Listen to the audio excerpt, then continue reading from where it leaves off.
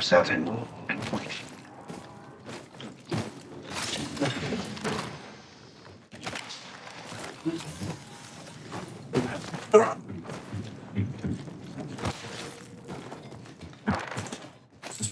Deploying a variable. Beginning ring countdown. Rings far. My ammo is nearly depleted. It's time to find more. First blood. Tastes like victory. Rings closing in 1.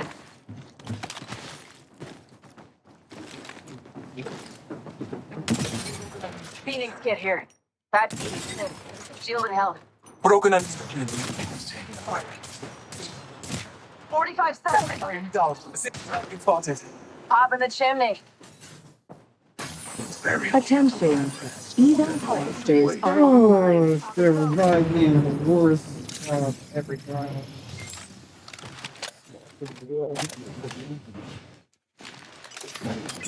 Scanning the area. Taking a moment to recharge my shields. My wounds. Introducing a new variable. Adding another gas trap.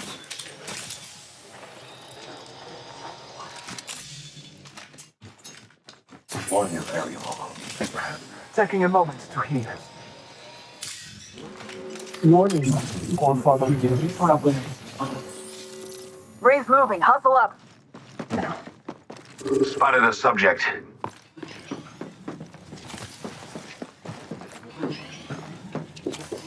Firing on subjects.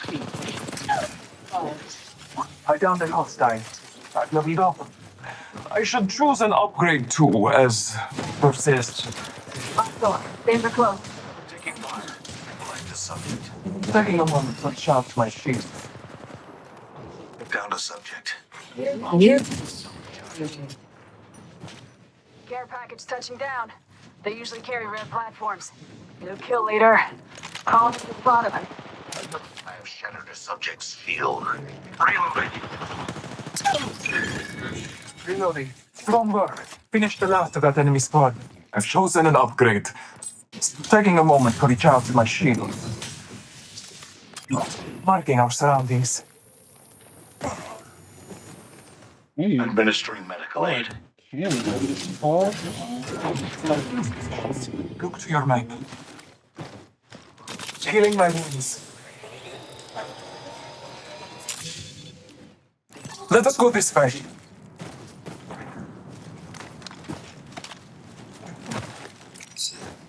This enhanced weapon will yield superior results.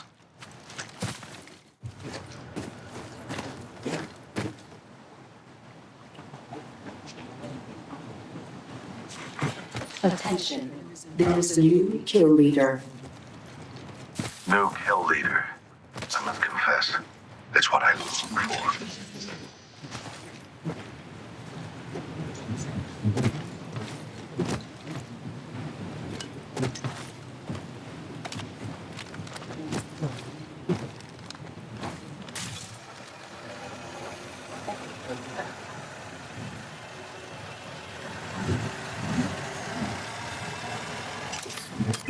Scanning the area. Found extra supplies here. Arm up.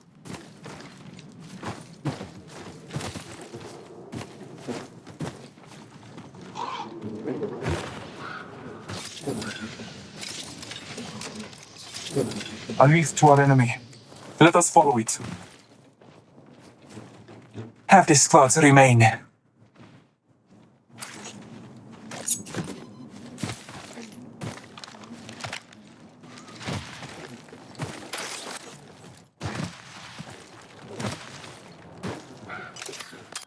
Marking our surroundings. A trail to Scotty. Let us catch them unaware. I am blood hungry. Marking our surroundings. Our aim is clear. Enemies lie that way. I hear subjects in that Enemy direction. over there.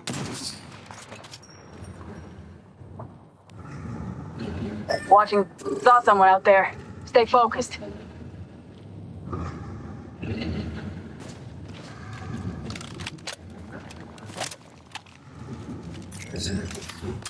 Scanning the area.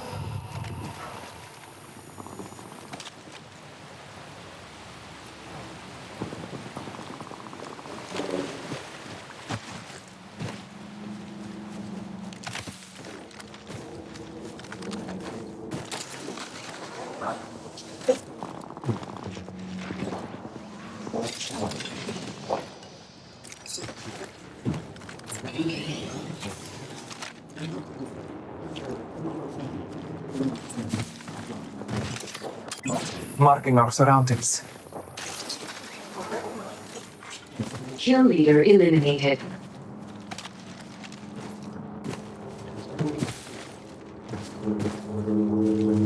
Tango spotted.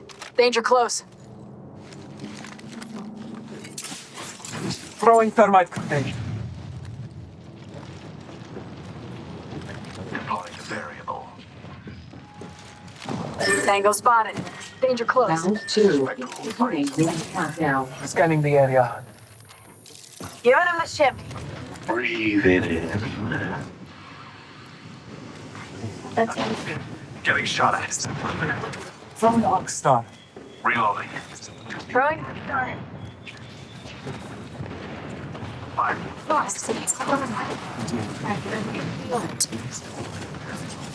Down to target.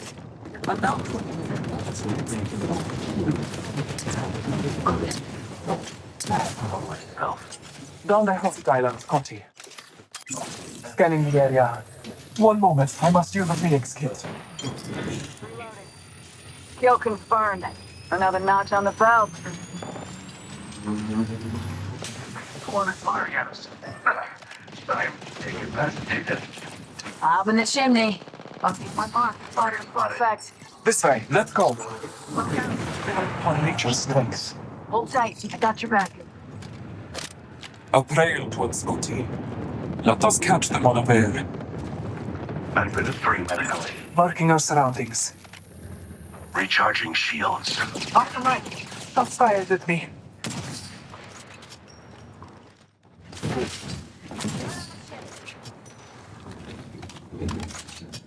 Reloading. I'm going to free medical aid. Enemy spotted. Introducing a new variable. Right here. Taking. Beware. That is a variable. Putting lead down range. Reloading. Almost there. We're close to the ring.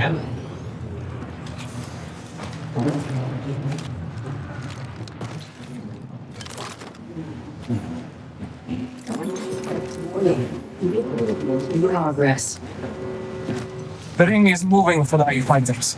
No one is inside.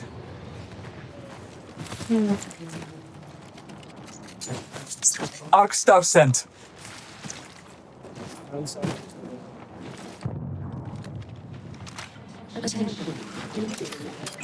All Father, give me sight. Care package on high.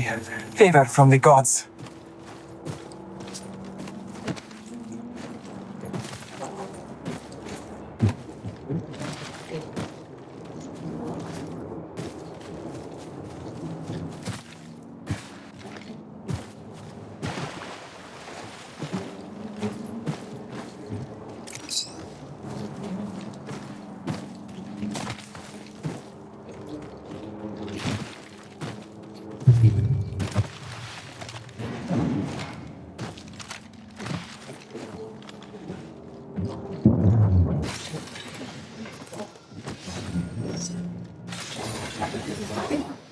Ah, I've achieved max level.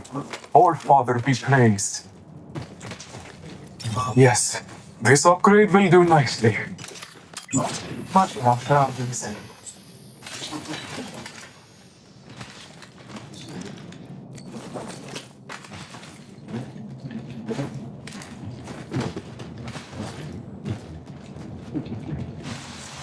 Nice. Weapons looking fine.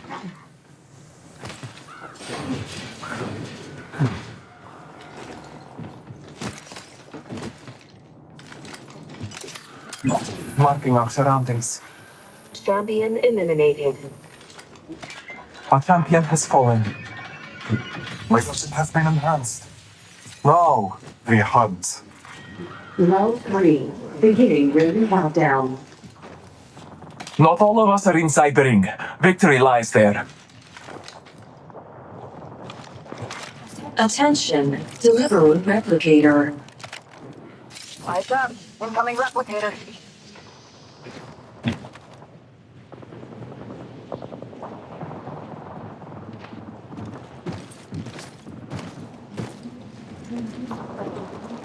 Found some extra supplies here. Time to stock up.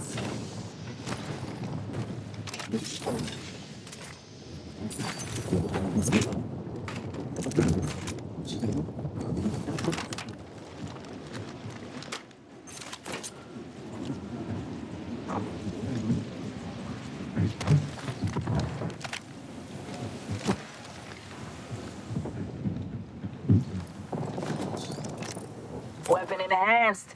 Ain't that pretty?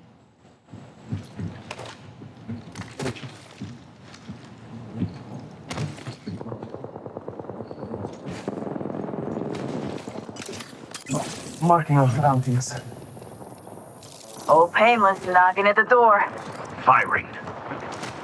Reload, replacing gas trap. Introducing a new variable. Introducing a new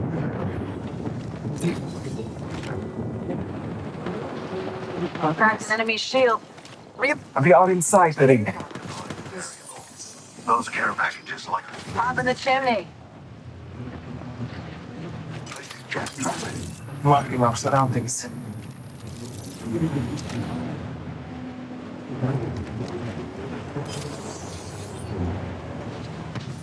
Calling upon Victor's side. Burning. Our ring is clear. Enemies lined up, Veg. Reloading. Outstanding. Contact. Recharging shields.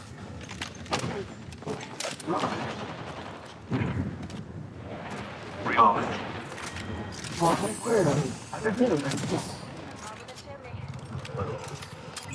Scanning the area.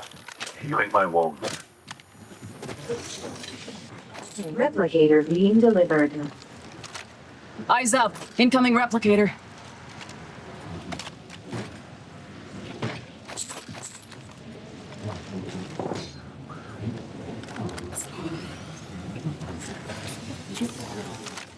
Pop in the chimney.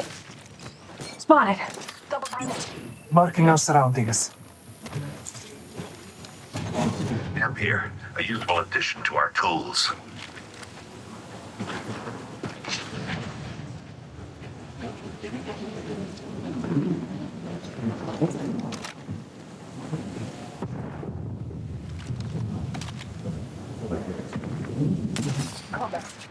Looking out here.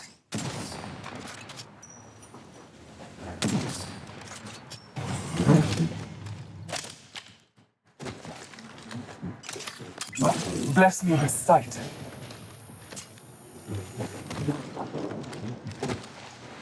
Deploying a variable.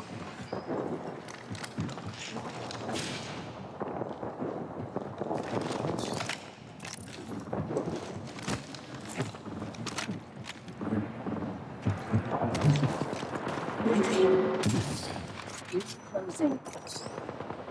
We're inside the ring. Got the positional advantage.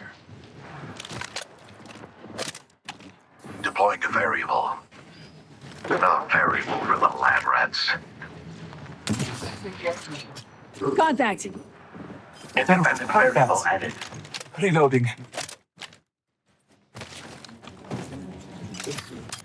Bless me with sight. Reloading. Throwing out stuff. Two enemies. Thermite grenade sent. Going crack.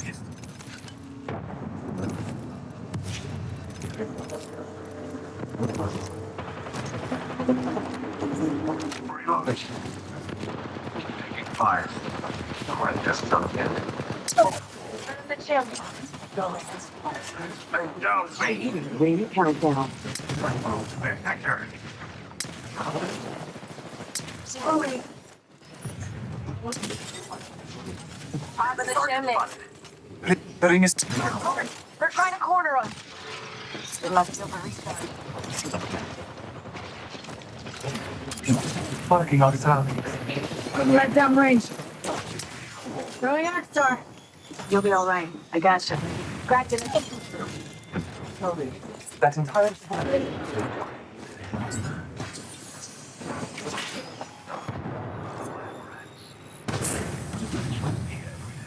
I bathe in the blue. Look back. Afraid to insult you. Let us help. Safety's off, folks. Enemies here. The vision is clear. Setting another test drive. We start from green. Got 10. Chimneys. Reload. Warning. Ring move in progress. Throwing some. Get in the chimney. We got company, people. Taking a moment to reach out to my shields. Taking a moment to heal.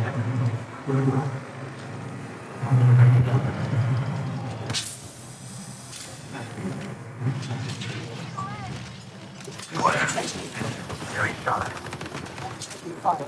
Off the mic. Fun. But it's clear. Cracked an enemy. Off the mic. I'm spotted. Using a phoenix. Question up.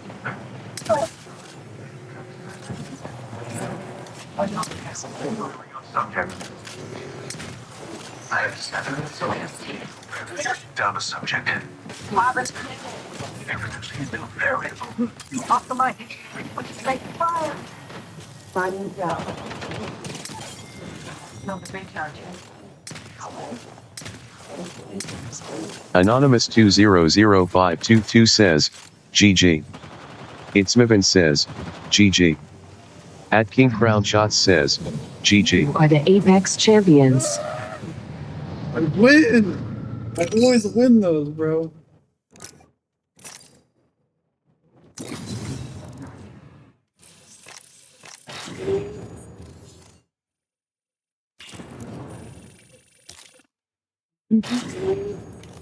That's such an easy win, too. What the hell?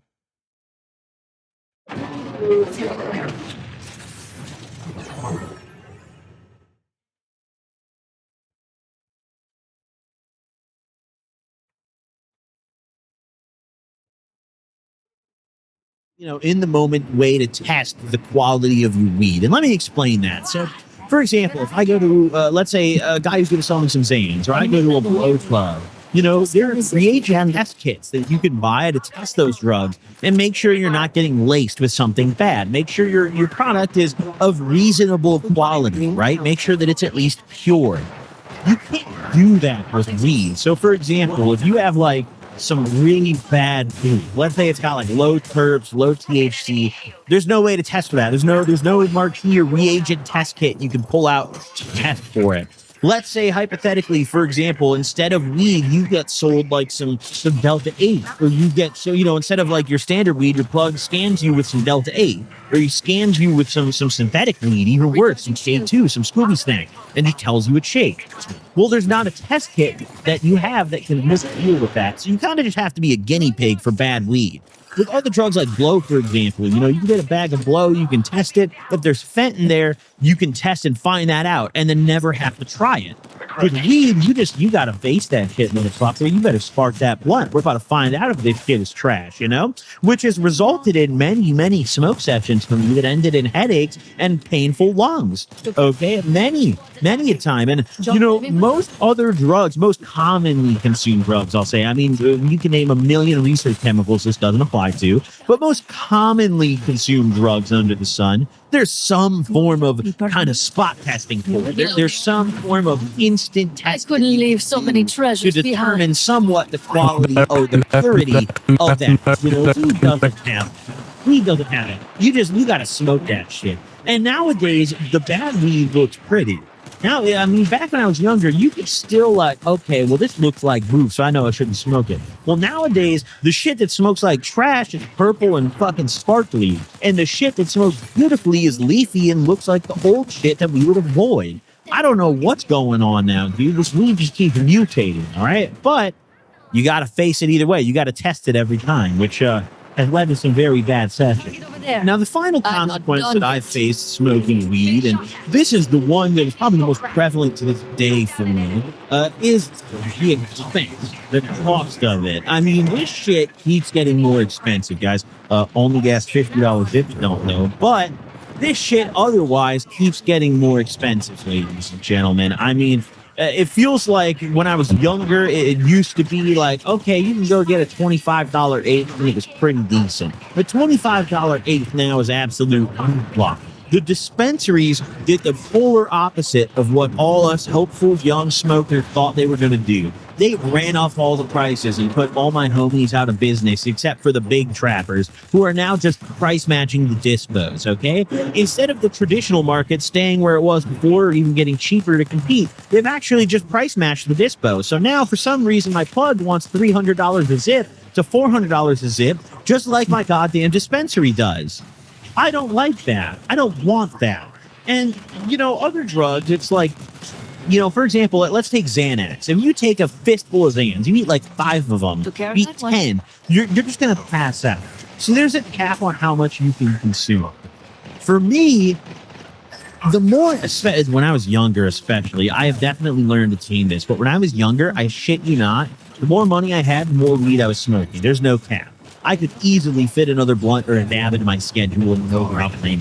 So I would just spend so much fucking money on it. And I never budgeted. I never cared how much I was spending on it because I viewed it as a good thing. I always rationalized it in my head as like, well, this is better than buying blow. It's better than buying sand, so fuck it. And I didn't trust myself with the money. I always thought, especially when I was younger, like, dude, if I have this money and I don't spend it on weed right now, I'm going to buy blowers and. So I'm going to buy weed today, right now. I have the money. Get it away from me. I do the craziest shit. I like hide my money for myself when I was younger, right? But as I got older and I started finding success and really making some solid money, I just bought more expensive weed. You guys, listen, let me let y'all in on something. Okay? The quality and the price of weed, it's really hard to find the ceiling because there's always some grower out there who's running 4 plants of just absolute fucking rats, and he wants $1,500 for an ounce of it. And I know that probably just made a lot of you guys watching at home clutch your chest, but I promise you right now, not only does it sell out every single drop, that shit smokes, and it's genuinely worth the price on the occasion. It's like a fine wine on it, like a vacation. Like you don't smoke this every sesh, okay? But like once in a lifetime, you need to take that trip. You got to smoke it. And for me, as I kept spending more on weed and kept kind of climbing the ladder, I just kept buying more and more of these fancy fucking zips. I kept climbing up to these like boutique growers who, they'll show me their grow, and it's like, wow, bro, you're really running like 6 fucking lights in this bitch, and that's it, and all these zips are better than anything I've ever smoked before. So you just keep climbing the ladder and spending more and more. Coke, for example, you can't do that, okay? A gram of good blow is $100, give or take 20 in each direction, okay? That's where it is. There is no boutique blow in the back jungle of Colombia that I'm paying $500 a gram for. Maybe there is. I don't know. I'm not going to grab it, okay? But with weed, there certainly is that. And it keeps going higher and higher and higher. And these aren't just things that, like, me and a handful of people have access to. There's a brand called Elephant's Grove. These guys sell $11,000 pounds. I shit you not. $11,000 pounds. And the best part, they sell out every time. I consider myself pretty well connected, and I have a hard time finding this shit. Okay? It just keeps fucking going. Weed is secretly one of the most expensive habits you can have. I'm not going to use the word addiction, but I mean, dude, the amount of weed that I smoke, I'm going to tell you guys right now, it's not much cheaper than when I was doing blow. I'm not saving very much money.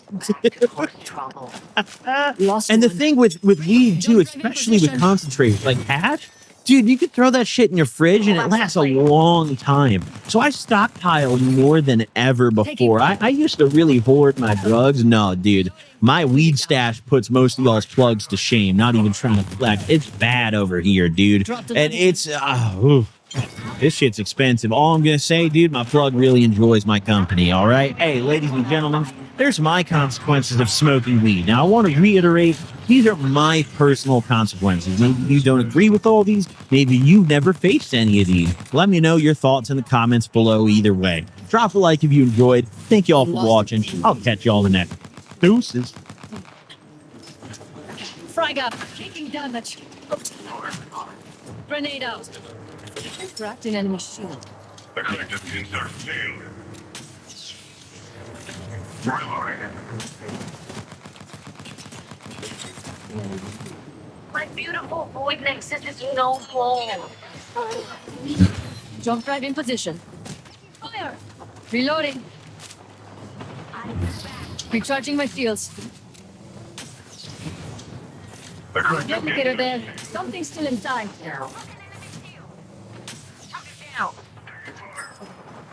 Final wild card slot unlocked. Visit a rating. 3. My void nexus is gone. Ended another one. Recklessly, huh? I like that.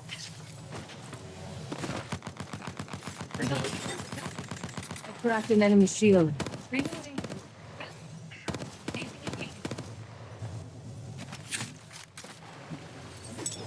Jump drive in position. Killed an enemy. Shoot your shield. Enemy firing. Getting shot. Someone's got a death wish. Open up. Shut him down. Recharging shields. Rings nearby. Still got Don't mind if I do. Hell of a time to go shopping. firing. The collective insert shield. Almost down. 45 seconds until the ring closes. We've got time, but not much.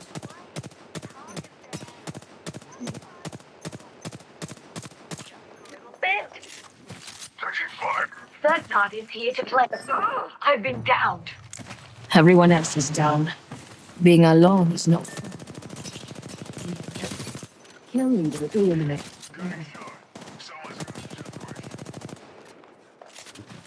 The collective skin. Enemy. We'll get to the ring. Take care of that one. Throwing an arc star. Took care of that one. They won't stand a chance against you, beautiful. We're all outside the ring, and a wall of death is coming our way. Go ahead. Just Got a fallback set.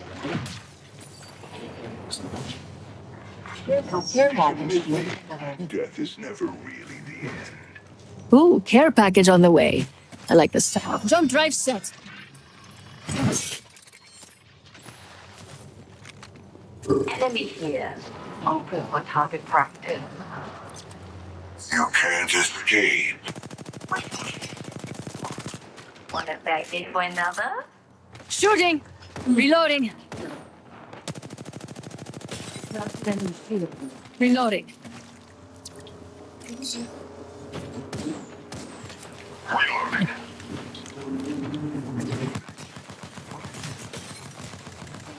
I cracked it.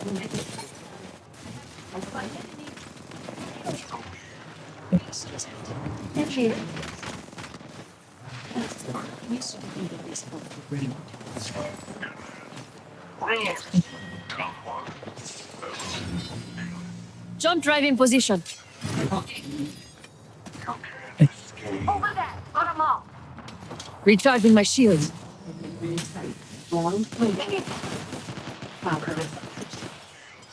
Tossing jump drive.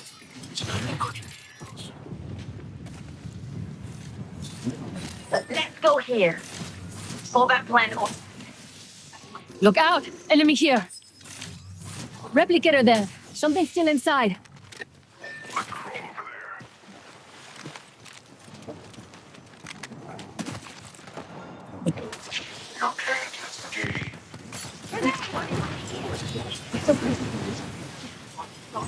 On our fire. Taking damage.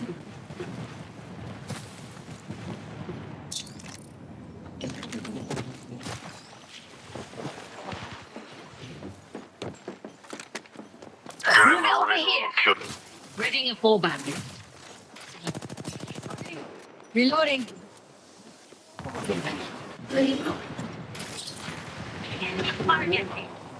Broken enemy shield.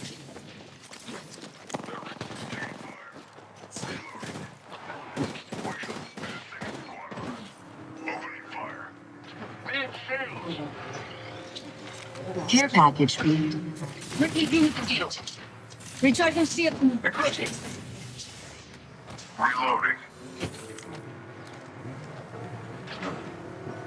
Need shields. What? How did that? Shields. Reloading. My beautiful voice. Oh. attention. Respawn now. Beginning. I cracked an enemy shield. Recharging shields.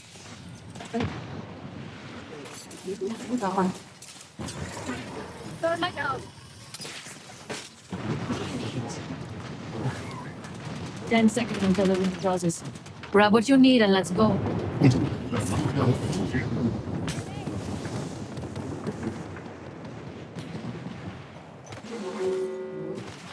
Got my ultimate Here. charge.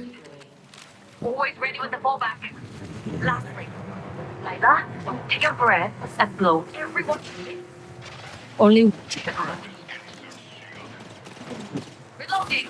Tug it down. My point nexus is lost. Right now, huh? The correct is insert stand.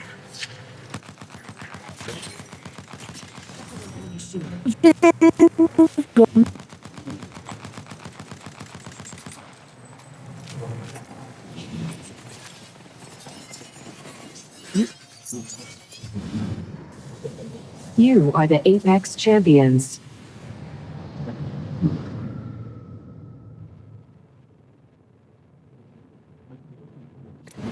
And with everybody to see, this should be private matters. They should be handling this like adults, not filming it to use it as content. They should be taking it off the internet and dealing with this offline like normal people, or at least like parents that actually care about their child. She stayed tripping. So, yeah. She accused me of DV. She accused me of, It's during her pregnancy. yeah, during her When you pregnancy. she guys came- weren't physically near each other. Exactly. So she didn't come out with DV allegations until I completely until she realized that I wasn't coming back. So then she decided to tell everybody that I was gonna be a deadbeat dad and just all types of weird shit. You know? So that was another reason why I wasn't there during her pregnancy. Okay. Was because it wasn't even safe for me. Like, because if I hang out with you at all you gotta do is call the police and hit you. Yeah. Something. Right, yeah. You know, it's just not safe. Like, you're lying and you're lying about something crazy. It's not safe. Recently, I ended up exposing that I was the one getting abused. And Bree would post these TikToks where she would allegedly accuse 2K of DV. And trigger warning, this is going to show bruises that insinuate somebody has caused DV. And I don't always get trigger warnings, but I try to do them when I remember. So, and let's take a look at this TikTok now, where there would be a viral song playing and it would play through a slideshow of pictures showing the bruises that she acquired from the alleged DV, and it ending with her being pregnant, with the lyrics of the song being "You saved her life." But the internet was skeptical. Some people in the comments saying you can literally see the injection hole on your chin. For a girl, those are filler injection site bruises. And another one saying, as a survivor of extreme DV, nothing makes me more angry than someone lying about going through it. So disrespectful to the people who actually have, and to those wrongly accused. During the interview on the Me and Who Else podcast, 2K doesn't explicitly deny these allegations, and instead talks about how he got his feelings hurt. Besides like the entire DV allegations, how did you even fight that off? Like, was that brought into like your like custody agreement and all that? Yeah. So I didn't fight it off. I kind of got canceled because everybody was calling me a woman beater and a deadbeat dad. Oh no, that's bad. That shit is weird. And I'll be honest with you, you really can't get canceled unless you quit. You know what I'm saying? Like cancel culture is not really a thing anymore. You keep posting, people are still gonna view it regardless if they like it or not. But like my feelings were genuinely hurt. Like I wanted to take a break. I was just like, bro, like even my own people switched up that I really like cared about. Really? Yeah, Like my close friends too? yeah. That's now that you say that, yeah. But like I just wasn't the same energy. People could tell like every time I come on, there's always negative comments, you know. But later on, 2K would reveal that he had video evidence that proved that he did not do anything bad to Bree. I have video footage of me and Breeze last night in Tampa. I did not abuse Bree. I'm not a woman beater. I'm nothing of that kind. She's just doing way too much on the internet, and she's got to be put in her place, bro. You said that video you posted doesn't prove that, though. But what it does prove for sure is that you guys said that I was doing that during her pregnancy. I wasn't around during her pregnancy whatsoever. And if I was a woman beater and all these sorts of things, then why wouldn't she leave me alone? So here we have a story where both people are saying that one is doing something bad to the other. Now let's take a dive into the birth of Winter and the early co-parenting. With this live stream being one of the first and only times that 2K was seen hanging out with Bree before her pregnancy. This is my hand. Commitment to help. Oh my gosh. We take off the comment. At King Crown Shot says, Eel. Tonight on NBC Nightly News, I'll have to see Get back here, dweeb. What? Damn, you are the... 1999. I'm sorry. Her own daughter was a What are you, 6'1"? Wait, you're only 5 nothing? You're Yeah, 5 I'm nothing? 5'0". You don't have no inches after 5? No. searching for solutions to address its ongoing housing crisis. What? I just hope Winter takes after me after every single genetic. Healing. I never had braces like that. What did you say? I never had braces like that. Okay, I had braces. Okay. So. Exactly. Things seem to be going good because, well, 2K was also there for the birth of his son. Okay. What up, though? Pause it. Okay, official update. I gave birth yesterday. I gave birth yesterday. So, and he has a bunch of hair, beautiful black hair, so cute. Anything else? My water broke on him. I thought I peed on him. I told him that I peed on him, and it was actually my water that broke. So that's basically how it happened. What other updates are there? He's healthy. Yeah, he's healthy. He was born 7 pounds, so he's little. He's 22 inches long and 2 centimeters. No, we don't know yet. But yeah, everything's going good. We get discharged from postpartum recovery tomorrow, and we're basically just trying to agree on a middle name. So, I think I like Dallas. I don't know. Don't worry. I'm not sure. It's really hard picking names. You like that one? Dallas. Yeah. So, give us some ideas. We don't know yet. Okay. Bye. But it didn't take long for things to go south because the first day that they arrived home, Bree accused 2K of throwing away their stroller. Oh, wait. So my ex threw my newborn stroller away the first day we got back from the hospital and then refused to replace it. So I had to go in the middle of the night to buy a brand new one. And then it didn't fit in my car. The box didn't fit. So I had to unbox all of it in the middle of the Target parking lot. Check it over there. And put it in my car when I'm not supposed to be lifting anything over 10 pounds right now. So another inconvenience by him. So yeah, that's what happened.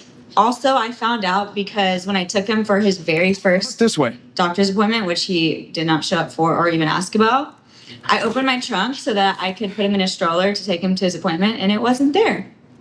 So that is how I found out. That was very convenient. That was literally like the second day of me being postpartum. So yeah. 2K defended himself by saying the stroller was trash and that he just moved it. Okay, cool. So the stroller situation. So we're on the way from the hospital, and it was just an exhausting weekend. It was exhausting. If any of y'all have been through that birth or whatever, if you're staying there, it's exhausting. So we're driving, we're on the way home. We finally make it home. Nothing was set up for Winter. there is nothing set up for winter whatsoever. Like, it is not ready for a baby to come inside of that place. So we're setting things up and we're getting everything ready now as winter is coming inside of his apparently new home. Well, in my opinion, I think it's both of their faults that nothing was set up. You should have been working together, or at least kind of getting the logistics down of what you're going to do when you bring him home, have everything set up, you know, be a good parent. They would go on to say that Bree had him doing chores all around the house, making him go up and down the elevator, you know, and it was exhausting. So he goes outside and sees what he thinks is trash. It's a stroller that has trash in it, but he thought it was a cart that was holding trash. Look at Joy back there. Joy. Rings close. Oh, look, now Randall's here. Randall wants some YouTube action too. Say hello, Randall. Say hello to everybody. Leave a comment down below and say hello to Randall. Say hello, Ree. I mean, if we're going to show off the cats, we got to show off the dogs too, right? Say hello, Ree. Say hello. You're so cute. Good girl. Look at her. Uh-oh, Randall. Bamboo. What's up, Randall? They're being nice to each other. Thank you. If you want to see more dog, cat, or just behind the scenes stuff, make sure you go on over to my Instagram and hit that follow button, and you can get all the little details about my life and what's going on with my videos. Link to my Instagram will be in the description down below. And what's funny is the video that she used to say that I threw it away, that wasn't the stroller. It wasn't even like it was weird. I don't know what it was. But, and what's even crazier is I didn't even throw it away for real. It's not like I put it inside of a dumpster or anything like that. So I'm walking back up, I see the trash, and I just walk it over to the chute. You know, in LA, they have, some apartment complexes, even everywhere, they have chutes. You don't have to go downstairs and go throw it into a physical dumpster. Now, mind you, a stroller or a cart, whatever that was, it is physically too big to even go inside of the square chute. It's way too big. The square chutes aren't that big. It can only fit the circumference of a trash bag at a time. It's a cart, bro, so you can't even put it in there. So all I did was roll over to the chute, and I left it. I did not throw it away. I didn't do anything to it. All I did was roll it over there and just left it. I didn't throw it on the ground. I didn't throw it in the dumpster at the bottom of the. I didn't do any of that shit. And then on top of that, because the only thing I ever wanted was love, and I had love. I love being a mother, but I had to work because let's go over there. David just he couldn't manage to hold a job. He had a lot of problems, and after I had Nikki, I don't know what happened then, but the abuse began, and there had been times he'd abused me before, but he always told me that he'd been in the Vietnam War and he was having flashbacks, and a wild card slot. He was always very sorry afterwards, and so I found myself not minding being abused because he couldn't help it. And when you love somebody, you have to love every part of them. So I took the abuse, but I tried to find help, and nothing ever worked. And so then 2 years later, I got pregnant again, and we had another child, Christopher. He's beautiful, towhead boy. Friends. I have been down. I loved him very much too.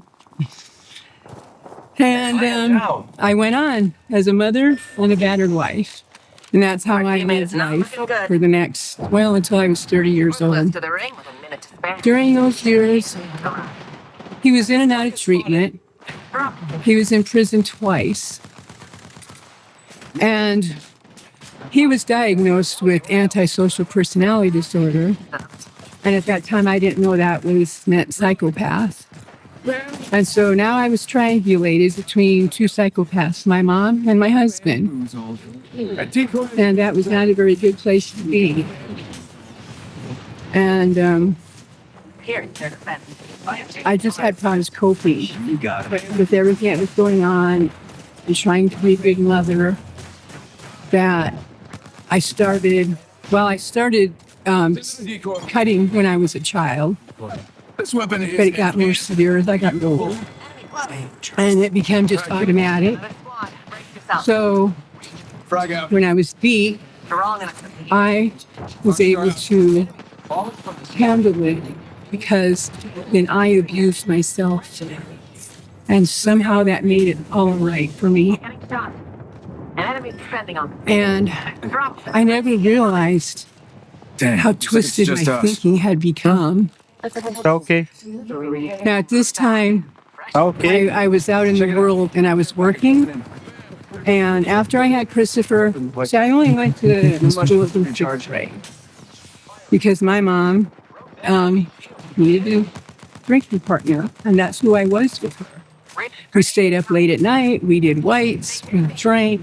And I just listened to everything she told me. And I didn't know. I thought everybody was cheerleader because the only other view into anybody's life I ever saw was through TV. And June Cleaver was my hero. And so that's what I tried to model my children after. And it really didn't work very well because they weren't very happy. So anyway, things went on like that till I was 31. And I managed to go to school. I got my nursing degree. I got a degree in psych. So I wanted to be a surgical nurse. But I couldn't do it. So I switched majors over to psychiatric nursing. And in fact, I did my internship at the psych hospital that my brother was placed in.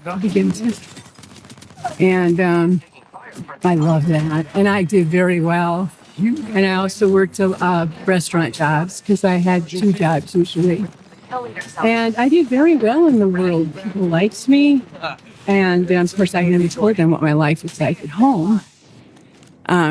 You tend to fantasize. I have fanciful thinking. You know, I romance suicide, and I live in a fairy tale a lot of times because that way I didn't have to see the dysfunction of our life. And I couldn't keep up the charade very long, though. It was just too much for me. And I guess the end of that relationship was in kids were getting older. They were becoming, I don't know, they were 11 and 12, I think. I was 9 and 11. Contact with target. So 9 and 11. Contact with target. Here I come. Yeah, Christopher. Oh, yeah, 9 and 7. And of course, along with the cutting, I drank too much. And it wasn't drinking that was the problem. It was the going out and the dancing. That was my big stressor. Going out and dancing. And I was safe because I had my husband. So I could dance and do whatever I wanted to. Nobody was going to hurt me. And that was not a very good coping mechanism either. So I had no good coping mechanisms. They were all self-destructive. I was very suicidal, too, along with the cutting. And when things got to be too much, I took too many pills. More friends are coming to kill us. There's another. And so now I think there's something wrong with me. And, of course, I've been on Prozac. I was diagnosed at 16 with severe generational depression. Or manic depressant. No, not. That was later. Then later on, it was manic depressant. And I have all these, health diagnoses. So, of course, they had me on Prozac. Direct an enemy shield. And it was just getting harder and harder for me to bear the abuse that was going on. And when the kids got older, oh, man, we lost. I was afraid. We have to do extra work. Because he had never hurt them, but I know. Fool them. he had been inappropriate with them as far as I killed an enemy. watching 10 seconds. Giving my shields a recharge. Stephen King movies, listening and dancing with my daughter too late into the evening. But I had no control over that. And like when I was in nursing school, Bamboozle. he liked to come in and tell me as I was laying down to go to sleep, as soon as you go to sleep, I'm going to cut your throat. We have an enemy out there. And I had to become numb to that. And he was very violent with a knife. He cut himself several times. One time when he was drunk, he cut his throat in front of the mirror. One time he came home with an ice pick in his leg, and I had to sew it up. So as they're getting older, I can't let my kids see this. As much as they love my kids, I had to do something. So I told him I'm going to go out to Nevada to my mother, and when I come back, I need you to be gone. And it was very hard, hardest thing I've ever had to do at that point. And I left, and I went to Nevada to my mom, which was not a good thing because Replicator there. there's no support there. See it make my It's famous go to the pork bar, chops. drink your troubles away, go find another man, and I just couldn't pull myself together very well. Bamboozles for the foozles. Yeah, I said it. So next I met another man, I'm back. and he had a job. He'd always had a job. And so Hurry, get there. right away, I knew I was in love. Can't keep a good witch down. And Hostile right here. a job, yes, I had high standards. So Lights out. we got married, and it was a great Here wedding. goes the boozle. And right away, then I got pregnant, and I didn't know it, but I was so happy when I did. So then I had Caleb, and I had Caleb in Utah. We were living in Nevada at that time, at Wendover, and I was working at the Peppermill Casino. 1 I minute was until the close. assistant Range manager for nearby. food and beverage. Enemy there. And so I didn't want that lifestyle anymore after I had Caleb. And so we decided to move back to a small town in Nebraska to raise our kids in a small community. We did. I wanted another child because I didn't want Caleb to be alone because the other two were 10 and 12. So right away, I got pregnant. Okay. No, you're recording yet. So I got pregnant right away again. And it was a girl. I was so happy. I was so happy I wanted another girl. And I kept that to myself. Nobody knew that. And that was I didn't know it at the time, but that was the beginning of the end of that marriage for me. Because I didn't know at the time either, but having two children back to back is not really a good idea at my age, in my 30s. And I had a very severe depression. And Wake up, again, with rings moving. suicide Thing and, hurts. Needed a quick breather, but I have returned. I had trouble with memories, and it was just, I couldn't handle life anymore, and I stayed in bed.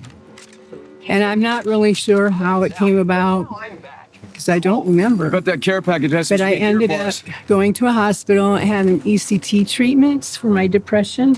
Sending out another me. Damn. Nobody should ever have that, Contact with hostile. because Firing. Oh no. I couldn't do it. They only did 3, and I thought I was dead. Airstrike on. And I have no memories from the time frame of what I did. There's just nothing there. So during that time, he didn't want to be married anymore. So he divorced me. That was tough. I knew that I could not Reloading. have my 2 younger children with me. Getting shot. So I wanted joint custody, and we got joint custody. And like I said, there's a time period there I don't know. I can't remember. The next memory I have is that Still got an enemy. I'm working now, and my daughter's married. She got married at 16, and she had The foozles. a son, which I missed. I was there in the delivery room, but I have no memories of 45 it. seconds. Down. I killed it. So then I moved to Scotts Bluff What do you think you have no memory of? because of the ECTs. They take out a couple years before, a couple years after. And Even the ECTs when I was pregnant with them because I took you to some of them. yes, Nikki took me. Killed an enemy. And it did not help my My depression. shields to recharge. Hostile over there. So at this time, I wanted, after I was able to get myself acclimated again, I knew I had to do something. So I moved to Scotts Bluff, Nebraska. I got a job and I started over. And I was visiting, my kids were visiting. We had joint custody. Wolf hunting And murder people. I opened a ceramic business. And I was starting to get things back together again and doing well. Bamboozled. And again, I met another man. And this one I thought was my perfect dream man because he was a preacher. And I'm not sure why, but I've always had deep faith. And I know when I was small, I could see the angels and fairies, and they kept me company. And I always carried that with me. And also Archangel Michael always was my protector. And so I had my faith. And he was a preacher. He was called Preacher Man on a Bike. So he had that wild side, but yet that sacred side, perfect for me. Only it wasn't perfect because I did not know. He opened me up to a world that I had no idea about. He had a proclivity for young girls, and I did not know this. And during my time at my ceramics studio, I injured myself. I had been lifting, and I blew some discs out of my back. And so I had to be put on some pain medication. And between the pain medication and the psych meds, it did a real number on my liver. So I went in and had surgery, and I had fusions. All right, I'm and after the surgery, it took about 6 months for me to learn how to walk again. And doesn't make any sense. I had, of course, sold my store and everything and moved out into the country. That is when I lost control of this relationship. So I did not know what was going on and what things that were happening, but all of the people that I thought were his friends, they weren't friends.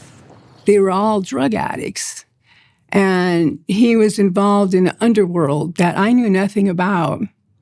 And while I'm entertaining I got this thing in the box. these people thinking they're church members, Winning. they're not. They're drug addicts. Bro. And I had no idea. And while I'm serving them I don't drinks understand the and whole. hors d'oeuvres, they're going through my jewelry and everything else. We fear what we do not understand. So And I fear nothing. I was finally able to get away from him, and I got my own Last of the place, jump, and right things here. were going pretty good. And then one of his friends asked me, Hope you're not afraid to get your hands dirty. She wanted to get off drugs. Follow the leader. That's me. She knew We're done. I mean, that, whatever. As long as we you know, win. wasn't involved in that. I think we should move that to way. stay with me. Again, another huge mistake because you don't let a heroin addict into your house to get him clean. So one night when I was taking her to the bar, because I didn't want her to get picked up, I took her and told her I'd take her back up. I went and picked her back up, or on the way to go pick her back up. About midnight, I come around the corner to the stoplight, and when the light turned green, I went, Not all of us and I are got ready. pulled over. Check your map. I couldn't understand what I got pulled over for. Attention, this is your first So he come up to the car and asked me if I'd been drinking. And I said, yeah, about 8 o'clock I had a drink with dinner. And he gave me a breathalyzer and he told me that I was over the limit. And I'm confused about how could that be. And then he's looking in my car and he pulls out a baggie of meth. So now I'm very confused. And That is so weird how he that takes me to jail. And they book me. I don't understand it. And I get released in the morning, and of course I'm very You upset. could like do settings. And I don't know what to do. I had to put up a $40,000 bond.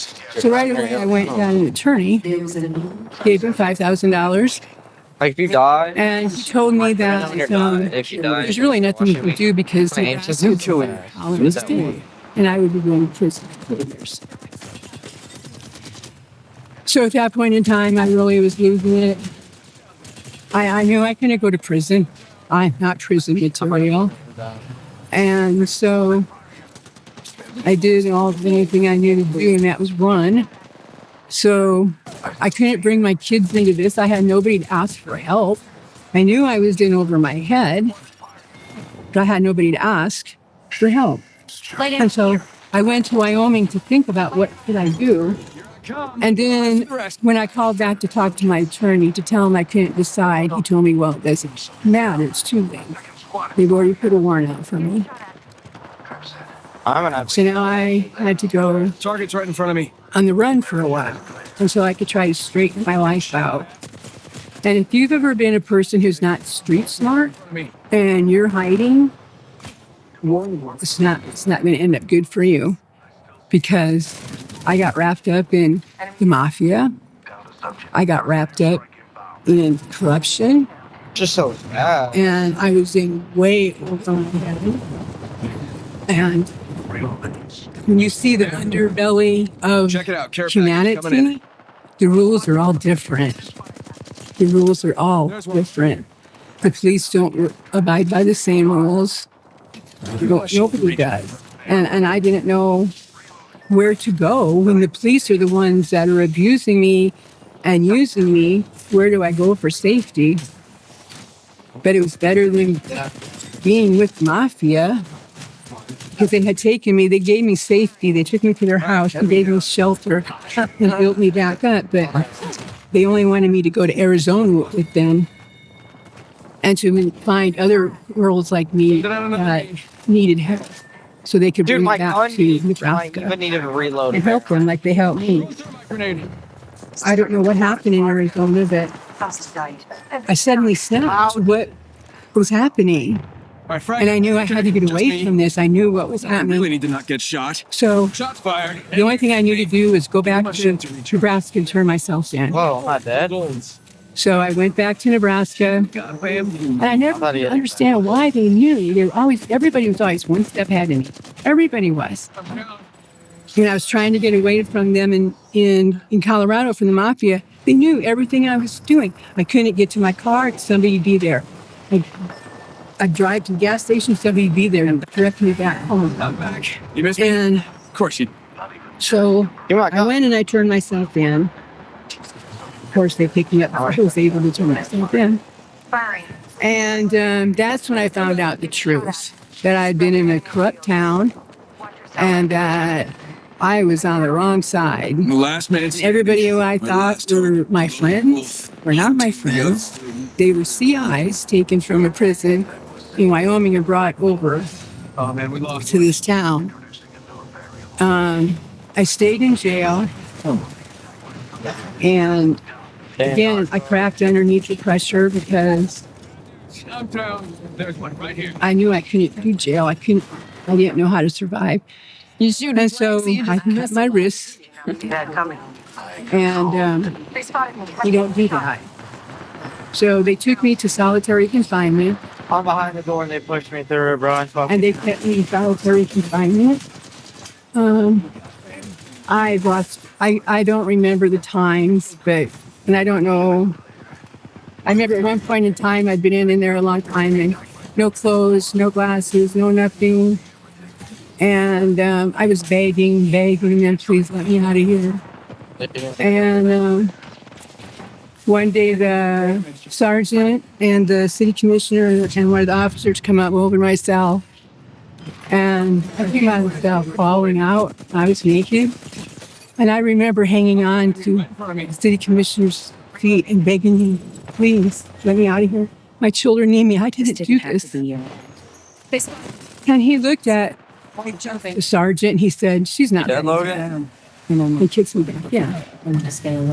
I was in there 97 days before they let me out. I don't know, bro. I'm doing shit. And recharging my shield. So I had respect. 45 left. I'm back. You guys miss me? Of course you did. Yeah, when I came back, things were different. And I felt so sorry for the girls in there. Their stories were horrible. The abuse, the drug addiction, I just wanted to mother everybody. And at the end, when I got out I was in there a year, and I was found innocent. I was not guilty. And that was discovered through the tape. I had been set up. And so, hold on. They released me. Of course, it was 4 days after I was found innocent. But I was released, and Nikki came with me to Minnesota and brought me back up to her house. I had no idea. About anything. In fact, I couldn't come out of the bedroom when I got to her house. I stayed in the closet for a long time. I couldn't come out of the bedroom. I couldn't be around people. I couldn't leave the house. I would get lost. I had no sense of direction. I couldn't function. So I called the jail up and I talked to them and I said, something's wrong with my head. I can't remember how to fix my hair. I can't remember anything. And they told me it would be okay. It's effective solitary confinement. Yeah. So that went on for a while, and then my mother died, and I wanted to reunite with my children. So right before my mother died, I planned a family reunion. And I skipped a little part. In between there, I went to day treatment to try to figure out what was going on with me. And they diagnosed me with, I don't know, some stupid diagnosis. But it didn't help me at all. So Mirage to the rescue. After being I ended up going to Florida because Nikki was in a lot of abuse, and I just couldn't be around abuse anymore. I couldn't watch my daughter be abused. And so I met somebody, a cab driver that I thought was my friend, and then two other people. So I decided I had nowhere to go. So I thought, well, I'll go to Florida for a little while. Because my kids weren't back home yet. So I went to Florida, and when I got down there, I realized the people I with were not good people. And I had a total complete breakdown. I mean, total complete breakdown. 1 more minute. In my brain, I just seen millions of me running everywhere. Something like that. And I ended up I got vapoactive. No, I didn't get vapoactive. I went to a hospital. That's where they diagnosed me with multiple personality disorder. You got bamboozled. So I got released from there because they found a treatment program. At that point in time, there wasn't very many diagnoses like that. It was kind of a rare diagnosis. But there was a pilot program in Hollywood, Florida. So I was able to get into that. Need to recharge my shields. And I don't know how. I had no money. I had nothing, but they accepted me. Only 10 seconds left. I was there for 30 days, and it was actually a deprogramming. They deprogrammed me from the abuser values that I had been given as a child. You know, that I'm no good, that I'm not worthy. Ring's moving. Was it successful? It was successful in educating me about my diagnosis. At least now I know. Now I know. Therapy? Dang. Not like therapy. It's just us. No, teaching me flashback management. I know she's been chasing me. They're shitty How ass. to find my sense of self and how to have boundaries. And so when I got out of treatment, I was supposed to have a therapist, a 12-step group, and a church or some kind of support. Well, I had nothing. I went to churches to try and look for support, and all they were offering was exorcisms. That was bizarre. But then it got me looking up spirit attachment and demonic possessions. Where was this? Florida. Florida. Right. And then I got really sick and I had to go to the hospital. And I found out that all those medications to the rescue had blew out my liver and my pancreas. I was very sick with pancreatitis. And it wasn't very good. My levels were very high. They didn't give me very long, you know, they gave me a couple, 2-3 years maybe.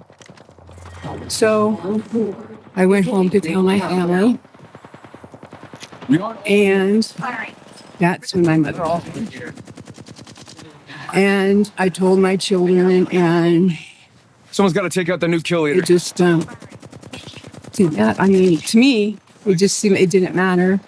They went on about things, and they really had no interest in being a support person for being a support system for me as I did my aftercare, because there's a lot of aftercare you have to do as well. Oh man, So I don't have to do extra work. after my mother died, I got an inheritance, I bought an RV, and I went back to Florida to go back and die because I didn't and at least I didn't have to do it this time. So I went back to Florida. I was very sick. It was getting to be Christmas, and I was lonely. I was very lonely. And I thought, who in the world would feel the way I feel this Christmas? And then it dawned on me, death row inmates. And so I found addresses of 125 death row inmates. I sent out my testimony and Christmas letters and forgot about them. The next time I went to my post office, I had a bag full of mail. And at this time, I could not function. I lost down to about, 115 pounds. I was skin and bones, and I couldn't eat. All I could do really was just lay and watch Planet Earth. That's the only thing that soothed me. Well, that and plus I used medical marijuana too. That really helped with my anxiety. So that was a turning point because I got those letters and oh my God, there was so much love in there for me to support. And they knew abuse, they knew solitary confinement, they knew these things. And I had just never felt so much support. And I thought, I have a reason to live now. And so I love Leah from scripture. And so I created Leah Foundation. And I got a yellow Labrador. Dated. Well, Can't we be honest? I am afraid. I'm really but they were afraid. Arkansas. Just kidding. Nothing scares me. Not LA 10s with sugaring. I got to fuck some LA 10s. I think that's cool. We got back to the hotel. And You know what I look like? Confinement. Follow me to victory. That changed anything. There was rules upon rules upon rules, and it took me a long time to realize that. I remember sleeping with abuse since I quit sex work. And you landed close to me. Is that sex? Magnetism. Is that womanizing me? Sure. I don't really care. I'm a 48-year-old man. I never got to fuck a model. Just let me fuck a couple of models. Is that wrong?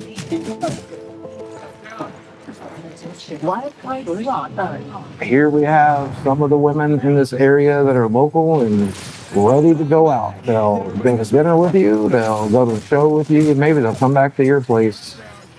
But they are expecting something that things.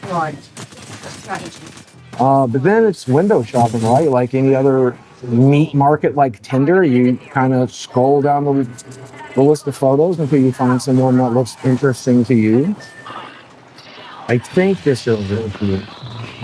Oh yeah. Yeah. Shattered an enemy's shield. He's definitely a little thicker than I necessarily would always go for, but there's nothing wrong with that. So I deserve to go to Disney and be a beautiful girl, right? I deserve to go to New York and explore Times Square with a beautiful girl, right? Like I deserve that, and I want that. And I never had it. Man, if I had that money back, that would be half of my mortgage right now. $1,000 is my entire health insurance. Shots fired. I don't know what the cost is. I hope it's going in good health. But I should be this day right now. Recharge your shields. We're going to go for a walk. So you can know. You can't tell me he doesn't know. Leo, baby, I know. We'll go in a second. Gotta prep your brother. He's great. He's I actually love him a lot.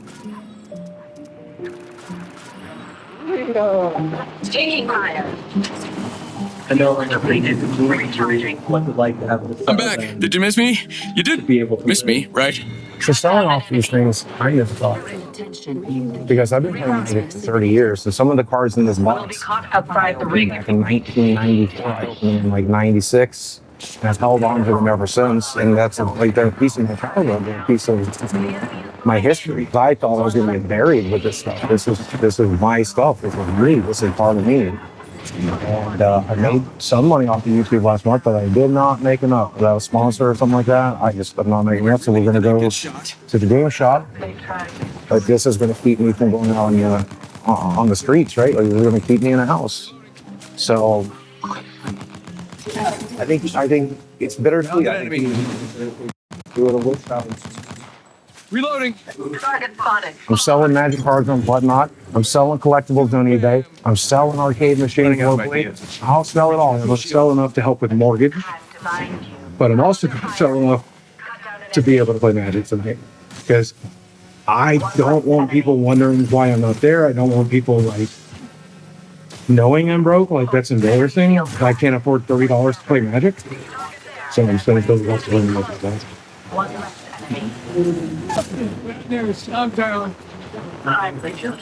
Okay, so this month I need from you about $1,000 to make mortgage.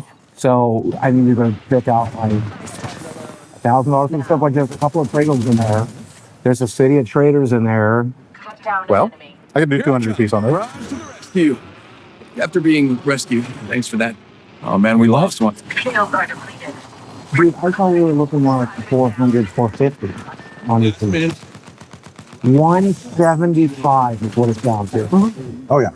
Good Lord, that took a beating. These are reserves with green. Yeah. They're not going anywhere but up. Okay. Well, you say that, but the fuel lands went down. Even my rat. I mean, knows its yeah. place. All right. As long as I'm getting mortgage money, as long as I get the car trading, man, okay. Here I come. Rise to the rescue. After being back. Taking a hit. So I come back in if it's on the okay. Down. Just make a stone chicken quesadilla. What's paying for this? You're paying me back. Got a bad guy. Yeah, we all look the same in a game shop just because we're fucking out. We're in a kind of small town. We're fucking autistic as shit. We're awkward around women. We're awkward around people. We don't know what the fuck we're doing. And then I come back here and I'm looking at all the shit I need to sell. Attention. And I'm surrounded by all the things I bought for YouTube videos and stuff. And it's hard to not think about what a fuck up I am. But that's why I go to the arcade. That's why I go to play Magic. That's why I have my friends over. Because for just a few hours, I'm not that fuck up from YouTube. I'm just Steve Williams. I'm just me. No, this is my Saturday night too. We get together every Saturday. We eat pizza, we play Magic, we play board games, we do Smash Brothers. Magic the Gathering. This is my crack. This is my cocaine. I met him at the Magic Shop. I met him in the Magic Shop. Now him, I met at the Magic Shop. This guy I met at the Magic Shop. This guy I met at the Magic Shop. This guy I met because he was a roommate with a friend I met at the Magic Shop. Okay, so I have $1 million question for you guys. Give me my shield. Every Saturday we get together. Every Saturday I order what? Pizza, chicken fingers, tacos. Those are the things I normally get, right? Like, I normally spend like $100, $150 every Saturday to like feed us. And like, I showed them my bank book today, and I'm not like, I've never wanted to burden you guys with this, but like, I'm at a point where saving $300 a month would just falls to me. Recharge We don't care about the food that much. Okay. Like, don't get me wrong. I like having snacks and soda when I'm over here because I don't get those at my house. But we definitely said it throughout the years. Like, you have to feed us, but you do it anyway. So when are we going to start bringing girlfriends around? Also, when are we start bringing girlfriends around the house? That's all I brought around for 5 years. I mean, like, we haven't had like dating and girlfriends over in a long time. You haven't been there in a while. You haven't been in a while. Yeah, a while. That's fair enough. Yeah. He's a good guy. Yeah, I think that Boogie's definitely a good guy. He loves his friends and his family, and he cares about people a lot. He cares about what people think about him a lot. He's a fun person to be around and to laugh and make jokes with. And sometimes we open up and we have like really personal conversations. I enjoy getting to know him that way as well. He's willing to do things for us. He's offered to, take care of us or offer us being with it. He's still going to make some of the same jokes. We all have sort of dry. Sincere kindness. It doesn't always hurt, but he does have a lot of compassion for people. With good and bad. But I don't think he's as bad as a lot of porters of the internet think he is. I think as long as he stops tweeting the N-word, he'll be fine. The N-word is just a joke. If you guys left and these cameras weren't rolling and I was sitting here alone in the dark and I said the N-word, there's no magic power to it. So say it. Oh no, I'm not going to say it on camera where it can hurt somebody. I like a sense of humor. I like dark jokes. I say fucked up shit. I think the darker something. Hunting the other murdered people. Whoa, we got another squad here. Bamboozles for the fool. Darker it is. Works it right. The more intuition make jokes about. I feel you through there. Yeah, that's okay. All right. I mean, I didn't go through it. I'm just gonna left. She rings right there. And yeah, so fuck her. And that's a lot of money, I guess, for a person of color, or is it not? I don't know. Someone says you can't put your finger into a clitoris. Somebody here can have a scalpel with you. Just play that fucker just right. Just wrap it all around your finger. He's got to shave real thin. Woo, that's charming. That's the most fucked up thing. No, I'm planning to shoot you, bud. You pointing a gun at me? Yes. And you always end up in the dirt. We have 30 seconds. Prepare. Where it really went south is when one guy spent like a month of his time gathering every link, every video clip, everything I've ever said or done since 1998, and he compiled it into this really huge mega thread. It's like 10, 15 pages long. And every time my name would get mentioned in Reddit moving forward, it would all link to that mega thread. Well, these people on Reddit began to bombard my sponsors to make me look as bad as possible. Every time I got a new sponsor, they would launch it. And eventually they dropped.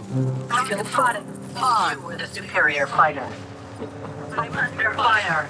We're down to 50% left. That's a pretty easy math.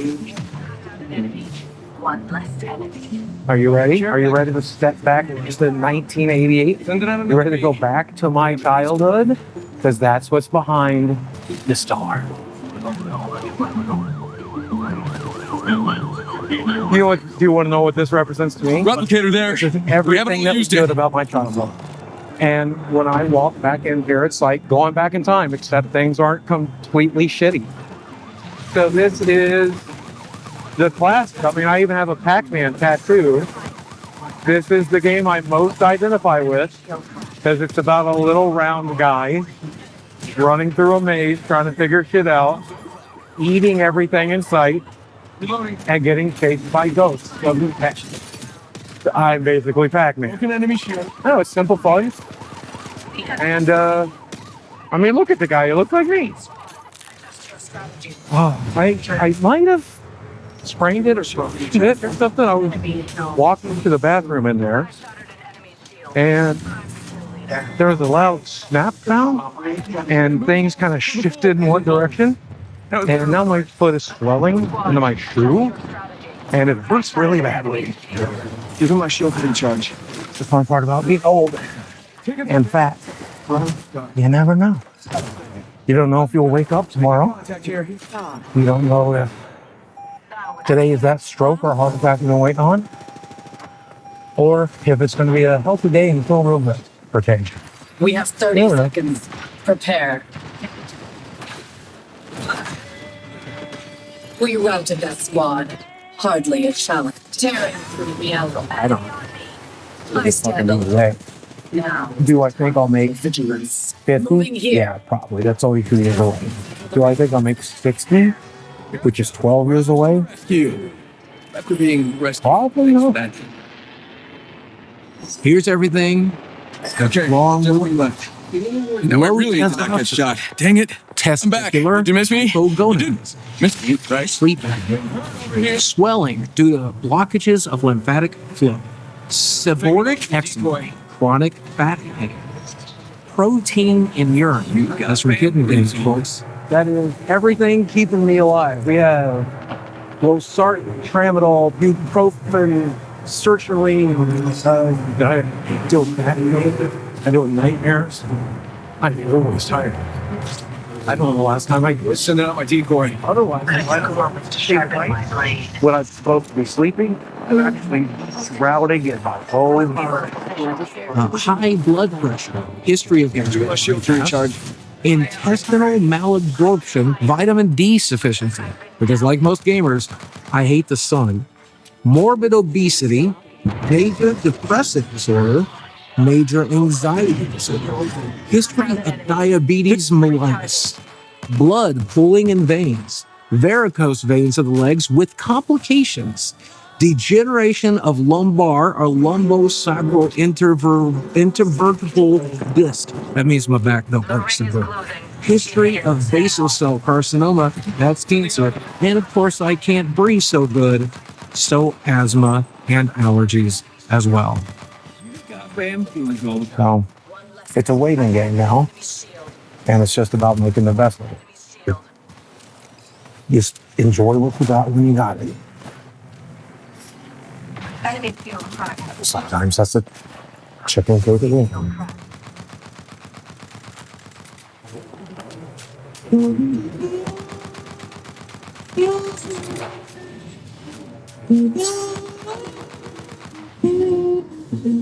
You are the Apex champions.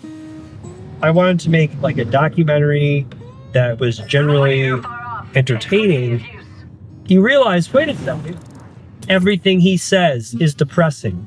Everything he says is like the saddest shit I've ever heard. That would be half of my mortgage right now. $10,000. And it's just about making the best of it. This is the first documentary